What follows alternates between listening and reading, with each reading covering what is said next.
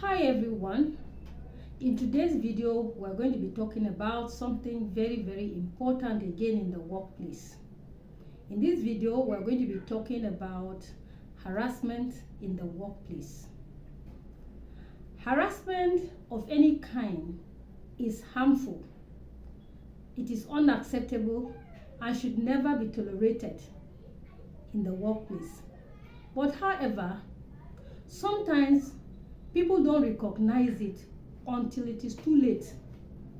Today, we're going to be talking about the different forms of harassment in the workplace and the steps you can identify them, and then how you can protect yourself from these kinds of harassments. Number one harassment in the workplace, which we want to talk about today, is verbal harassment. Verbal harassment is when words are used, or insults, or offensive kinds of jokes are used against someone. Sometimes someone will say they are only joking. That could be verbal harassment. And that form of harassment causes one to be uncomfortable or humiliated. It could be comments about someone's appearance, maybe the way the person looks, their height or something.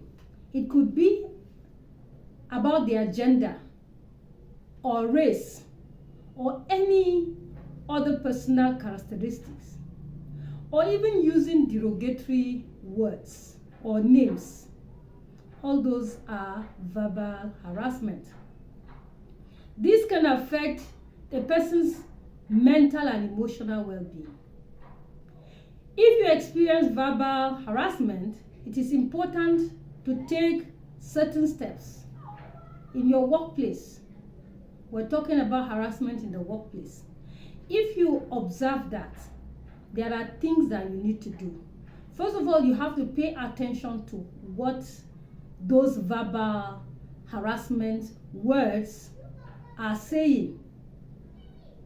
Another thing you can also do is to document them, the date and the exact words that were used. Very important. You can also get somebody to be a witness to the things that are being said in such verbal harassments. And the step you need to take is to maybe report that. You first of all tell the person you don't like what they're doing, and if that persists, you can take it further, reporting it to the manager, your manager, or the head of human resources, whichever you feel is comfortable. The next form of harassment we're going to be talking about here is physical harassment. Physical harassment is also another form of harassment that is found in the workplace. This is a form of unwanted contact. Examples of physical harassment include touching, pushing, or even blocking someone's way. Someone is passing and you just block the person. That is physical harassment. Even if the intent is not malicious, physical harassment can create an unsafe environment. Whether it is an unsolicited pat or on the back, patting someone on the back, unsolicited, that also contributes to physical harassment. Or standing too close to the person. Sometimes when you're standing too close to the person, or standing and facing the person, that is standing and facing the person in a way that it will intimidate the person, is a form of harassment. So to someone, physical harassment is not acceptable. Sometimes some people don't like that. Don't like you standing, facing them, or harassing them, intimidating them, intimidatingly. If this happens to you, you need to speak up immediately. Tell the person you don't like it immediately. Don't wait for it to accumulate. And you can take further steps to clarify that. You can document that if the person persists on doing that. And you can take it further by reporting the person either to your manager or your head of human resources or whoever is responsible for such documentation, depending on the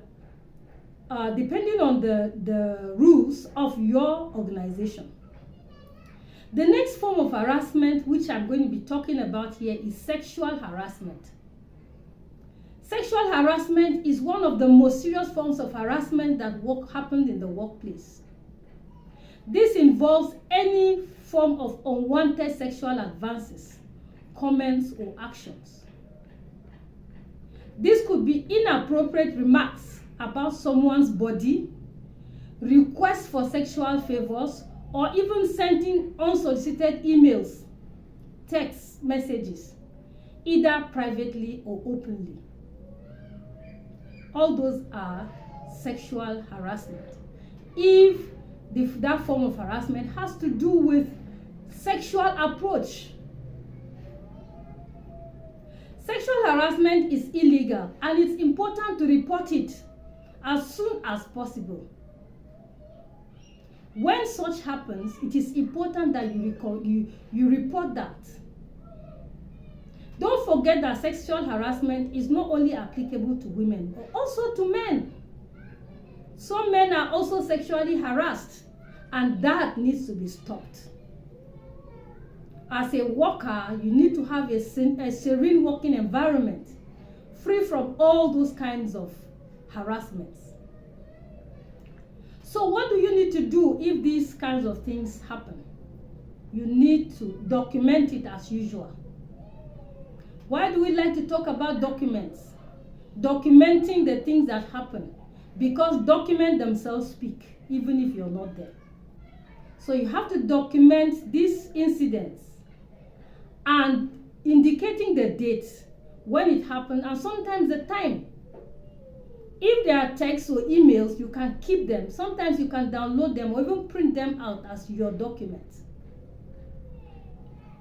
Make sure that everything that was said or how you felt and what action taken, you need to have all that intact. Like I said, you deserve a workplace where you feel safe, and this kind of behavior is not to be tolerated. You need to do away with it. The next kind of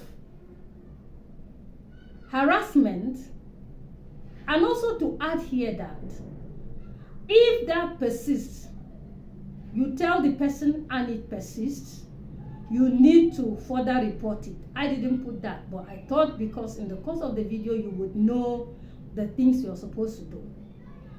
So the next form of harassment that I'm going to be talking about here is emotional or psychological harassment.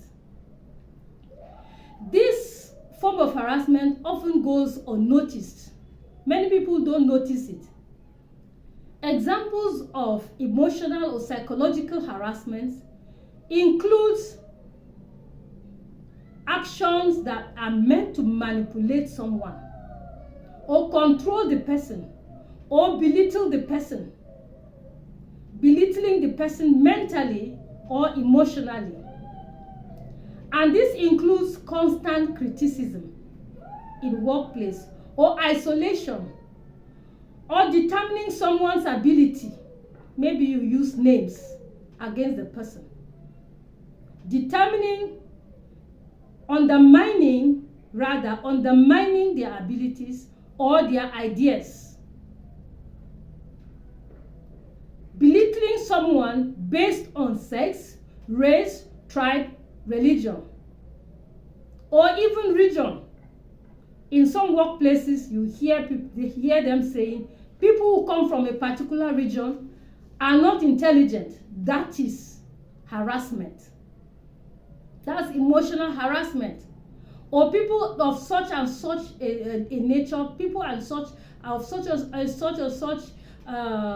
gender cannot do this and this kind of work. These are psychological or emotional harassment. Emotional harassment is just as damaging as physical harassment. It can cause anxiety, and it can also cause depression, and it lowers somebody's self-esteem. It makes someone not to be confident of what they can do or what they cannot do. So if you are a victim of this type of harassment, you need to document these incidents and talk to someone you trust. This is what is going on. Isolating you. This is what is going on. You need to talk about it. Talk to someone you trust, and if it persists, make sure you report to the manager or to the head of human resources, and then you take the matter further. So the last kind of harassment I want to talk about in this video, before I talk about the last form of harassment, I want you to like this video. I'd like you to drop me a comment and share this video. You can also hit the notification bell so that anytime I make videos like this, giving tips, you will be the first to know. Very important. So the last form of harassment I'd like to talk about here is cyber harassment. This is very common in digital world. This occurs when someone intimidates you through social media, emails or messages. You're working together and the person is sending emails to you. Maybe it's your superior or your junior, sending some forms of intimidating emails to you. This has to be in a digital form. That is why you see it didn't fall in the other forms of harassment. Maybe sending messages on social media or sending information about you. It may involve sending threatening or offensive messages or spreading harmful rumors online. This happens many a times. You see people forwarding messages that they have not even read. Some of those messages you're forwarding could amount to cyber harassment, and you need to be very, very careful. So if you experience cyber harassment, it is essential to save the messages or posts as evidence of what you want to talk about in future, especially if those messages are targeted against you. If they are targeted against you, you need to take action. Because like we shared, these kinds of harassment can cause depression, and they can make someone to feel low self-esteem. So it's important that you document them. If you have this kind of messages, you have the right to report to your employer. If this happens, report to your employer or to the social media platform manager. Tell the manager that post they put on that page possibly is about you. You don't like it. They can call the person to order. And if it is necessary, you need to talk to the authorities. Maybe in your workplace platform. That is where the message is put. You need to talk to the authorities. Maybe to your manager, or you talk to the head of human resources as usual. This is what is happening. This is what they have posted about me. It is very, very important. So no one should feel harassed, whether online or offline. That is how it's supposed to be. Social media is supposed to be for socializing.